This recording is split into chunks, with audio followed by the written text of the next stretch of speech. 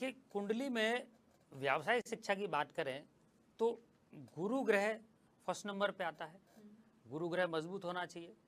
दूसरा, कुंडली में शुक्र ग्रह की पोजीशन ठीक होनी चाहिए। और तीसरा, जो बुध ग्रह है वो कुंडली में ठीक होना चाहिए। बाकी के चंद्रमा है, मंगल है, ऐसे तो बहुत सारे ग्रह हैं, लेकिन गुरु ग्रह, बुध ग्रह और एक शुक्र ग्रह ये कुंडली में ठीक होना चाहिए। शिक्षा की बात करें तो कुंडली में जो द्वितीय भाव है वो बच्चे का, आपने देखा होगा कि जो प्रारंभिक जो शिक्षा होती है, जो प्राइमरी एजुकेशन जिसको बोलते हैं, एक तो उसका होता है, द्वितीय भाव वाणी इत्यादि का भी होता है। द्वितीय भाव बच्चे में दिए जाने वाले संस्कारों का भी होता है।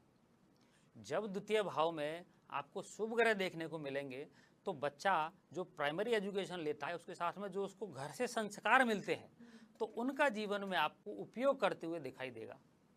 अगर द्वितीय भाव में क्रूर और पाप ग्रह बैठे हैं तो आपको देखने को मिलेगा, जैसे आप कई परिवार देखते हैं कि परिवार बहुत अच्छा है लेकिन एक व्यक्ति उनको फॉलो नहीं कर पा रहा है, वो उसकी अलग राह बन गई और कुछ ऐसा निकल गया कि उनको बहुत अच्छा वो नहीं मानता।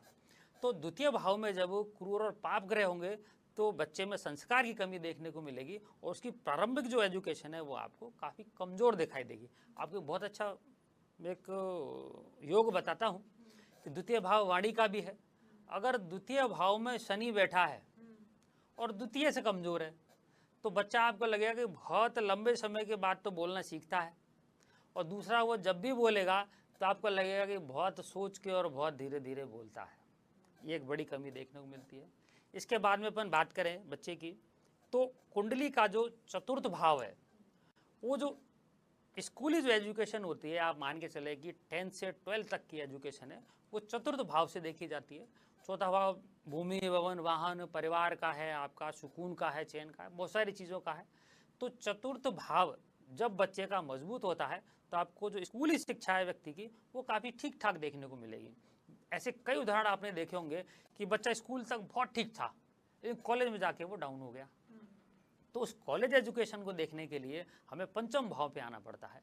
तो जो व्यावसायिक शिक्षा की जो नींव है वो तो आपको चौथे भाव से देखने को मिल जाएगी, लेकिन व्यावसायिक शिक्षा में जो स्पीड है या जो उसका जीवन में प्रयोग है वो आपको पंचम भाव से देखने को मिलेगा। जैसे कि उदाहरण के लिए, अगर पंचमेश पंचम भाव का स्वामी दसम भाव में जाकर के बैठा है तो आप ये मान के चलिए कि व्यक्ति जीवन में जो पढ़ रहा है उसके आधार पर ही आजीविका को ग्रहण करेगा और जीवन जिएगा। किसी व्यक्ति का अष्टम भाव में चंद्रमा बैठा है तब ज़्यादातर केसों में देखेंगे कि व्यक्ति शिक्षा कोई और लेता है और